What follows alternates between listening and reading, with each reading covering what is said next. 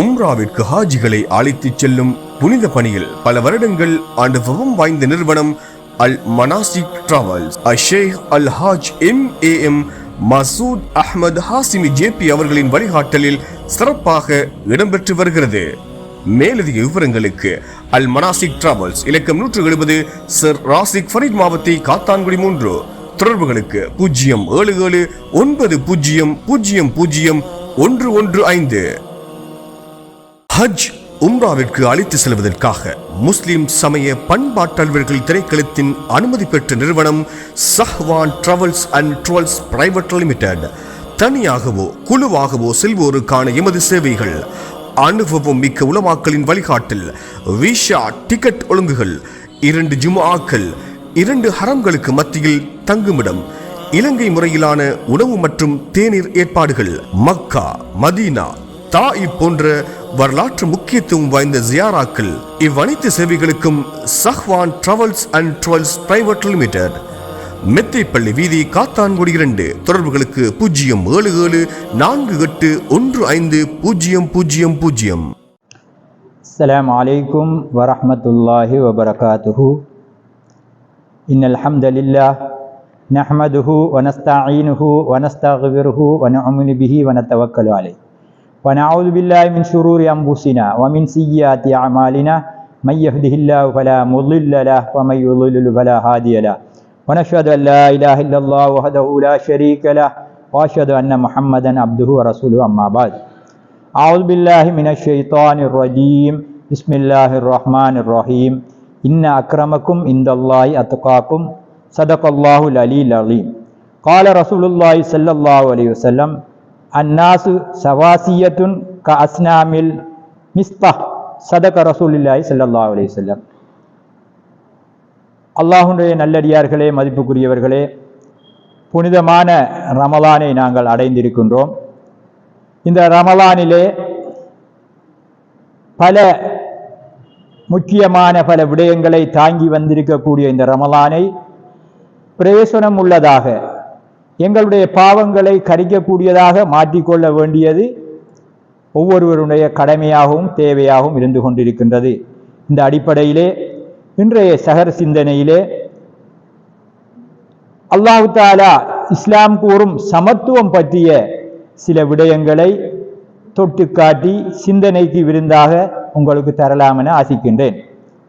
நான் மேலே கூறி காட்டிய ஆயத்தின் மூலம் அல்லாஹ் தஆலா ஒரு முக்கியமான விடயத்தை எங்களுக்கு சொல்லி காட்டுகின்றான். இந்த உலகத்தினுடைய இறுதி முடிவை ஒரு மனிதனுடைய தக்குவாவிலே வைத்திருக்கின்றான். உண்மையிலேயே மனிதன் தக்குவா உள்ள மனிதனாக இந்த உலகத்திலே வாழ்ந்து அவனை அஞ்சி அவனுக்கு பயப்பட்டு தன்னுடைய வாழ்க்கையை முடித்துக் கொள்வானானால் அவனுடைய வெற்றி நிச்சயிக்கப்படும் என்பதிலே எந்த விதமான சந்தேகம் கிடையாது.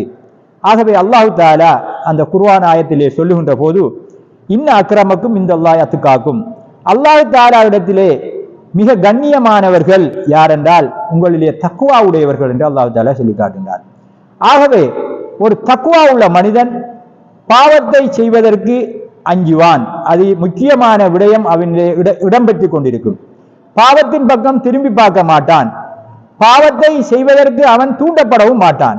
அவனுடைய உள்ளமும் அவனுடைய செயற்களும் பாவத்தை விட்டு விலகி ஓடிக்கொண்டிருக்கும் என்பதை நாங்கள் அவதானித்துக் கொண்டிருக்கிறோம்.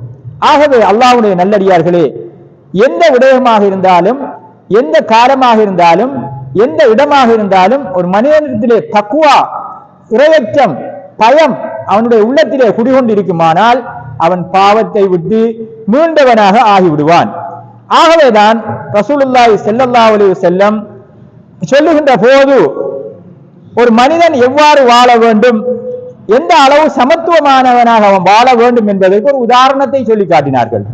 அந்நாசு சவாசியத்துன் கஸ்னாமில் மிஸ்த், ஒரு மனிதன் எவ்வாறு இருக்க வேண்டும் என்றால் ஒரு சீப்பினுடைய பள்ளி எவ்வாறு நெருக்கமாக இருக்குமோ அவ்வாறு அவன் சம அந்தஸ்துள்ளவனாக, மற்றவர்களுக்கு சம அந்தஸ்து கொடுக்கக்கூடியவனாக அவன் மாற வேண்டும் என்பதை ரசூலுல்லாஹி ஸல்லல்லாஹு அலைஹி வஸல்லம் அவர்கள் சொல்லி காட்டினார்கள்.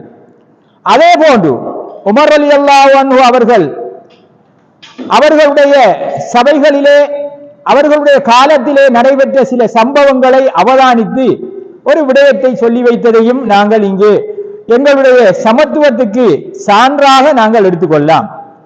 உமர் ரலியல்லாஹு அன்ஹு அவர்கள் சொல்கின்றார்கள், மத்தா இஸ்தஅபத்துமுன் நாஸ் வகத் வலதத்துஹும் உம்மஹாத்துஹும் அஹ்ராரா. நீங்கள் எல்லாம் தீர்ப்பளிக்க கூடியவர்களாக, நீங்கள் எல்லாம் சமத்துவத்தை பேணாமல் ஒரு மனிதனை அடிமைப்படுத்தக்கூடிய நிலையை நான் காணுகின்றேன். உங்களுடைய தீர்ப்புகள் எல்லாம் சில நேரங்களிலே பக்க சார்பாக இடம்பெற்றுக் கொண்டிருக்கின்றன. இருந்தாலும் நீங்கள் தெரிந்து கொள்ள வேண்டும், வக்கது வலதத்துகும் உம்மஹாத்துகும் அஹ்ராரா.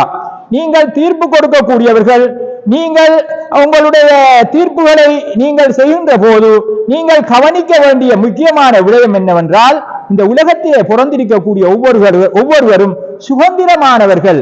அவர்களுக்கு சுதந்திர அந்தஸ்து இருக்கிறது. ஆகவே அந்த அந்தஸ்தை வைத்து மட்டும்தான் நீங்கள் ஒவ்வொருவரையும் கண்காணிக்க வேண்டும், உங்களுடைய தீர்ப்புகளை வழங்க வேண்டும்.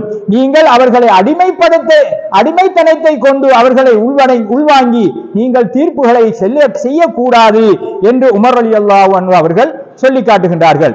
ஆகவே அல்லாஹ்வுடைய நல்லடியார்களே, உண்மையிலேயே எந்த விடயமாக இருந்தாலும் இந்த உலகத்திலே நாங்கள் வாழுகின்ற காலத்திலே யார் எவ்வாறு இருந்தாலும் சமத்துவம் எல்லோருக்கும் அந்த சந்தர்ப்பம் அமைய வேண்டும் என்ற விடயத்திலே நாங்கள் அது கல்வியாக இருக்கலாம், தன்னுடைய குடும்பமாக இருக்கலாம், தன்னுடைய பிள்ளைகளாக இருக்கலாம், தன்னுடைய ஏனைய ஆற்றலாக இருக்கலாம், அது எல்லோருக்கும் சென்று அடைய வேண்டும் என்ற ஒரு உன்னத நோக்கத்திலே இந்த உலகத்திலே வாழுகின்ற போது உண்மையிலேயே மக்கள்